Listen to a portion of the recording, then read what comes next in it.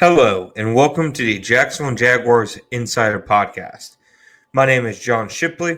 I am your host and beat reporter, and I have been your beat reporter covering the Jacksonville Jaguars for On SI every single day since August 2019, and we are continuing to march through yet another offseason together.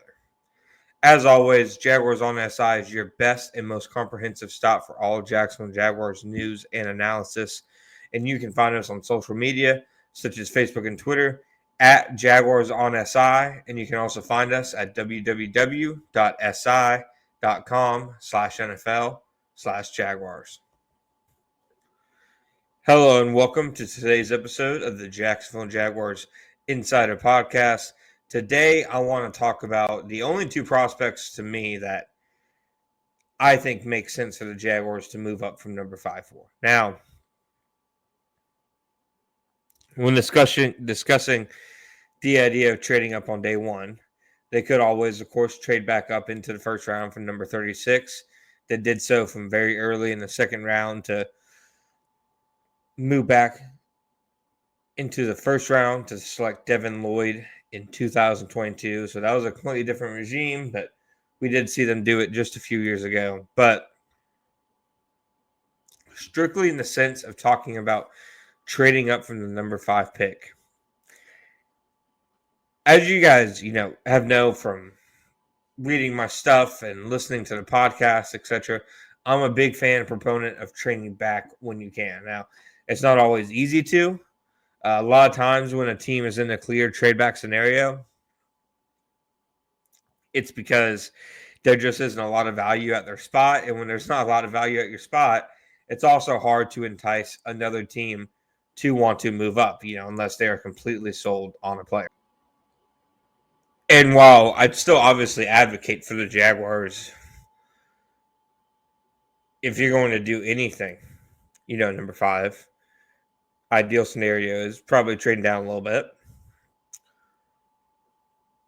But with that in mind, I do think it's at least worth, in the lead up to a draft, to look at and talk about all scenarios that a team potentially has.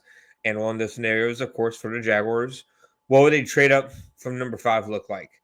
To me, the reason why the Jaguars aren't talked about a trade-up team very often is simply because of where they're sitting in the draft, sitting at number 5.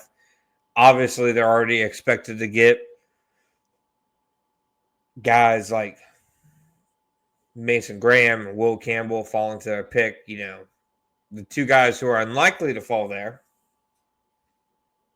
are the only two guys I think the Jaguars would be able to even attempt to make a semi-coherent argument trading up for.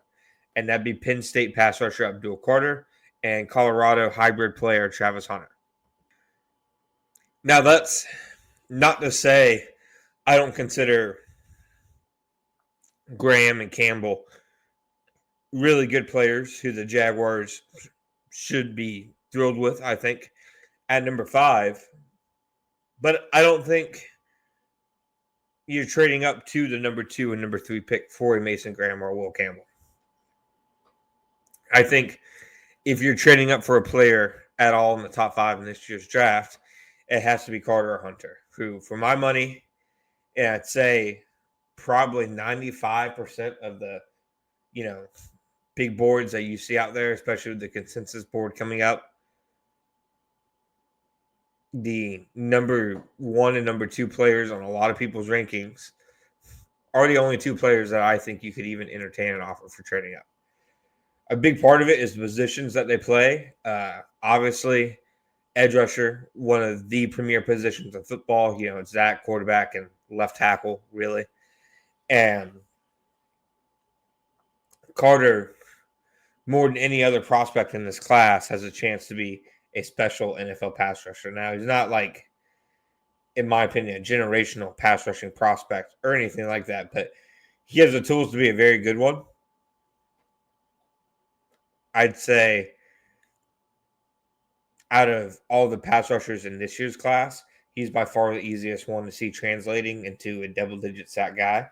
And if you're the Jaguars, having the chance to have him, Trayvon Walker, Josh Hines Allen, just those three in any kind of semblance of a rotation, and however you can get those three on the field together, I think that obviously be very appealing. The reason why he'd be a trade-up option is because it's hard to see a scenario where he lands at number 5.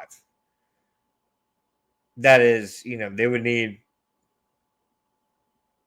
a quarterback outside of Cam Ward to go in the top 4, which looks a little unlikely.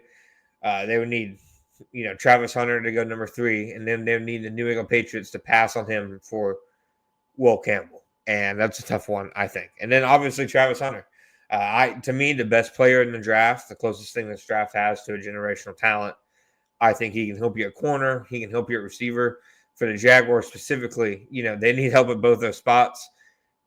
To find somebody who, in one